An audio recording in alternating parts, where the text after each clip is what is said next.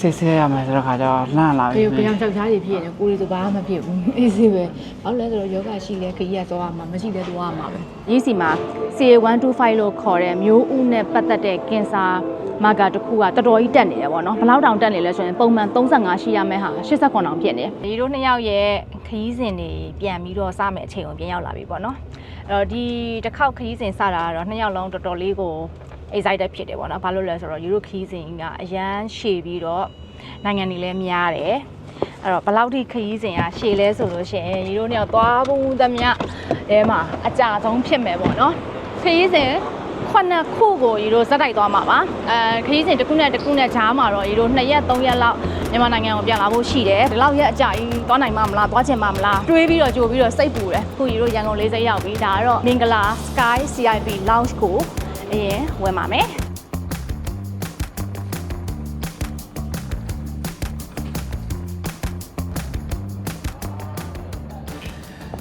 ကျွန်တော်နဲ့ရင်နေရဒီနေ့မလေးရှားနိုင်ငံပီနန်းမြို့ပေါ့နော် MAI ရဲ့ business class နဲ့တောင်းပါဒီ business class နဲ့ကွာစဝင်လာကြတဲ့ကွာ private car parking ရှိတယ်ပြီးအပေါက်ဝါထိလာချိုပြီးတော့အထုပ်တွေတည်သွားပြီးတော့ပေါ့နော်ပြီးရင် luggage တွေကို check in counter မှာတန်းစီပြီးတော့မှအပ်နေစရာမလိုလေလက်မှတ်တန်းစီပြီးထုတ်စရာမလိုအဆောက်အဆုံးသူတို့ကနေပြီးတော့မှလှုပ်ပေးတာ kg ကလည်း business class ဆိုလို့ရှိရင်သူက40 kg ရတယ်ပုံမှန်ဆိုလို့ရှိရင်ယူရ30 kg ပဲရရလေနောက်အကောင်းဆုံးအကြိုက်ဆုံးချက်ကတော့ mine တွေကိုပို့ရတာပေါ့နော်အဲ့တော့ business class နဲ့သွားမယ်ဆိုလို့ရှိရင်ယူရ90% point ပို့ရတယ်အခုယူရအောက်မှာအရှင်းမှာစားပြီးတော့အခု immigration ဖြတ်တယ် security check ဖြတ်တယ်ဒီကောင်တာတွေကတော့အကုန်ပြီးသားပေါ့နော်ပြီးရင်ဒီပေါ်မှာတစ်ခါထပ်ပြီးတော့ buffet စားလို့ရတယ် wine တွေပါလည်းတောက်လို့ရတယ်ပါလေးတုံးလို့ရပါတယ်ဟုတ်လားပါသုံးလို့ရလား15ပြီးတော့ပြီးရအော် okay မလေးရှားကကြတော့အလုပ်ကိစ္စနဲ့ပဲဖြစ်ဖြစ်အလဲဘက်ပဲဖြစ်ဖြစ်ဆေးကုကိုပဲဖြစ်ဖြစ်အသွားများကြတာပေါ့နော်အရေးကြီးဆုံးအချက်ကတော့ visa အရန်လွယ်တယ်သူက e visa ပဲရှောက်စရာလိုတော့လေရင်မို့ movie သွားမယ်မြောက်ပါရှေ့လင်းပေါ်ထန်းတင်ပြီးတဲ့ service ပေါ်ပါလားပါတယ်သူတခါလဲ baggy နဲ့ရောက်ပို့ပေးမှာအရင်ဆိုလို့ရှိရင်ဒီပီနန်းကိုသွားခြင်းတယ်ဆိုလို့ရှိရင်မလေးရှား KL ကိုရင်သွားပြီးတော့မှကားနဲ့ဖြစ်ပေါ်လေးနဲ့ဖြစ်ဒီခေါက်ပြန်ပြီးတော့မှပီနန်းကိုပြန်သွားပါတော့နှစ်ဆင့်သွားအခု MAN ကျတော့ပီနန်းကို direct flight ရှိရယ်တစ်ပတ်ကိုတနင်္လာနဲ့ကြာတာပြီးနှစ်ချိန်ရှိရယ်ဒီမလေးရှား KL ကိုတော့နေတိုင်း flight ရှိတယ်တချို့ရက်တွေဆိုလို့ရှိရင်နှစ်ချိန်လောက်ရှိရယ်ဆိုတော့မလေးရှားသွားမှာအရင်လိုမဟုတ်တော့ရန်ဆင့်ပြေသွားပြီဒီခါတော့ရေတို့က2ယောက်တည်းခီးသွားမှာမဟုတ်တော့ဘူးမှာ3ယောက်ဖြစ်သွားတယ်ရေတို့ရဲ့ assistant မှာသူကခီးတွေထွက်နေပြီဒီမျိုးတာမန်နေတိုင်းကြားရတယ်မဟုတ်တဲ့ flight တွေဆိုလို့ရှိရင်တော့ပို့ပြီးတိတာပါเนาะဒီ business class စီးရတာအမှကိုပိုင်ကားလေးနဲ့လေထီကိုလိုက်ပို့ပေးတယ်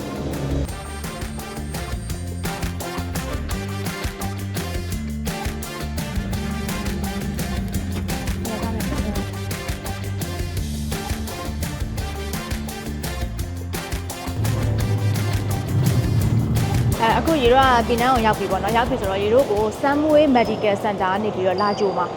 ဘာလို့လဲဆိုတော့ရေတို့ကအခုရောက်ချင်းဘယ်မှမလဲပတ်ခင်မှာပထမဦးဆုံးလုပ်ရမှာက medical check up လုပ်ပါမယ်အရင်တော့ဆိုလို့ရှိရင်ကျွန်တော်တို့ခီးစဉ်ပြီးသွားမှ medical check လုပ်မယ်ဆိုပြီးတော့မြေစိတ်ကူးကျင်တာပေါ့နော်ဒါပေမဲ့ခီးစဉ်ဆုံးတဲ့အချိန်မှာဘယ်မှမသွားချင်တော့အိမ်မတက်ပြေးချင်တာအဲ့ဒါနဲ့မလုပ်ဖြစ်တာဆိုတော့နှစ်ခါလောက်ရှိပြီဆိုတော့အခုခီးမထွက်ခင်မှာတစ်ခါတည်းစစ်လိုက်မယ်အစောဆုံးရမှာအရင်ဆုံးစစ်လိုက်မယ်ပေါ့နော်နောက်တစ်ခုကရေတို့အခုပီနန်းမှာက medical check up လုပ်ရတဲ့ဈေးကအရန်တက်တာတယ်ဘယ်လောက်တောင်တက်တာလဲဆိုလို့ရှိရင်ဒီလိုပုံမှန်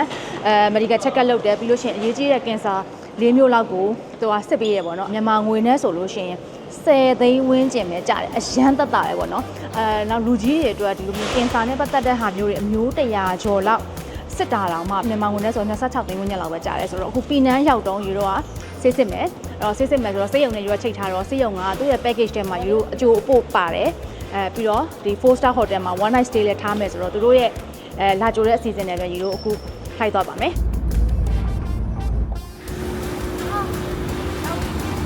ဟိုတယ်နံပါတ်ကလည်း Sunway ပဲယူတို့ medical check up လုပ်ကမှလည်း Sunway medical center ပဲသူပြရတယ်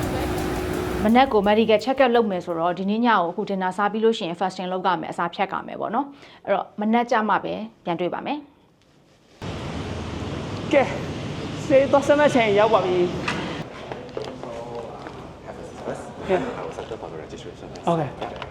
ဆေးရမယ်ဆိုတော့ခါကျတော့လှမ်းလာပြီဘယ်အောင်ယောက်ျားတွေဖြစ်နေကိုရီဆိုဘာမှမဖြစ်ဘူးအေးစေးပဲဘာလို့လဲဆိုတော့ယောဂရှိလဲခကြီးကသွားရမှာမရှိလဲသွားရမှာပဲနော်ဆေးရင်ကိုပဲလေ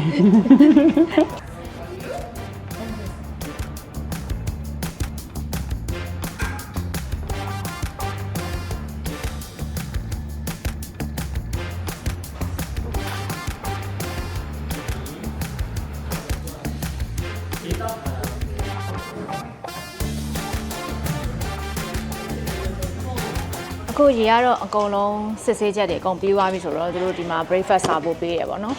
exercise ECG ကြာကျွန်တော်ပဲလုပ်ပါရေးချက်မလုပ်ပါဘူးပြေးခိုင်းနေတာအခုရေတို့ကဆေးစစ်စရာရှိတာတွေအကုန်လုံးစစ်ခတ်ပြီးပြီအဖြေကညနေကြလို့ရှိရင်ရမယ်ပေါ့နော်အဲ့တော့ရေတို့အခုဒီဆေးရုံမျိုးကိုပတ်ပြမယ်အခုပထမဦးဆုံး robotic surgery department စက်ရုပ်လက်တံနေနဲ့ခွဲစိတ်တဲ့ဌာနဆရာဝန်ကြီးနဲ့လာတွေ့တာပါလူများစုက robotic surgery ဆိုလို့ရှိရင်တော့ robot စက်ရုပ်ကြီးကနေပြီးတော့မှခွဲလို့ထင်ကြပါတော့အမှန်မှာတော့ robotic surgery ဆိုတာကဒီ robot လက်တံနေကိုဆရာဝန် surgeon ကနေပြီးတော့မှကင်တွယ်ပြီးတော့မှခွဲကြတာဒီ robotic surgeon ဖြစ်ဖို့အတွက်ဆိုလို့ရှိရင်အရှိမတမယိုးကြခွဲစိတ်မှုအကုန်လုံးအဆင့်ဆင့်ကိုကျွမ်းကျင်စွာခွဲပြီးနောက်ဆုံး laparoscope ကိုပါကျွမ်းကျင်ပြီးတော့မှဒီ robotic surgery ကိုခွဲစိတ်ခွင့်ရတာပေါ့နော်အကယ်၍ရေးဖို့ချင်းတွေတစ်ခုခုဖြစ်မယ်ဆိုရင်လည်းဒီ surgeon ကဒီလူနာစီကိုလာပြီးတော့မှပုံမှန်တမယိုးကြအနေနဲ့ bike ကိုဖွင့်ပြီးတော့မှခွဲလို့ရတဲ့အတွက်ကြောင့်မလို့စိုးရိမ်စရာလုံးဝမရှိဘူးပေါ့နော်ပို့ပြီးတော့မှ result လည်းပိုကောင်းတယ်ပို့ပြီးတော့လည်းတိကျတယ်အခု robot ကိုကြည့်ပြီးပေါ့နော် robot solution ဒီ total knee replacement and surgery လုပ်တဲ့ robot set တွေလည်းရှိတယ်ဒါပေမဲ့အဲ့ set တွေကြတော့အခု operation လုပ်နေတဲ့အခါကျတော့ကျွန်တော်ဝင်ကြည့်လို့မရဘူးပေါ့နော်ဒါကတော့ patient room ပေါ့နော်ဒီဆေးရုံမှာရှိတဲ့အခန်းတွေအကုန်လုံးကလည်း facility အပြည့်နဲ့ဈေးနှုန်းတွေကလည်းလေတညကိုမှ3သိန်းကျော်လောက်ကနေစပြီးအစားပေါ့နော် private ခန်းတွေဆိုလို့ရှိရင်6သိန်း9သိန်းဝန်းကျင်တဲ့ခန်းတွေအထိရှိတယ်ဒါကတော့ကင်ဆာသမားတွေကုသတဲ့နေရာပေါ့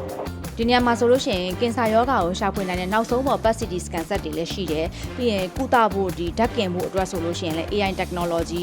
imaging technology တွေကိုပေါင်းစပ်ထားတဲ့နောက်ဆုံးပေါ် set တွေရှိတယ်အဖြေတွေကတော့အခုအကုန်လုံးသိရပြီပေါ့နော်ဒီအသေးနဲ့ပတ်သက်တဲ့ကင်ဆာမာကာတခုကနည်းနည်းတက်နေတယ်ဂျိုင်းတော့စိုးရိမ်စရာတော့မလိုပေါ့နော် ovary ကတော့တော်တော်ကြီးဆိုးဆိုးဝါးဝါးတက်နေတာပေါ့နော်သူက CA125 လို့ခေါ်တယ်မျိုးဥနဲ့ပတ်သက်တဲ့မျိုးဥအိမ်နဲ့ပတ်သက်တဲ့ကင်ဆာတခုပေါ့လေအဲ့ဒီဟာကဒီမှာ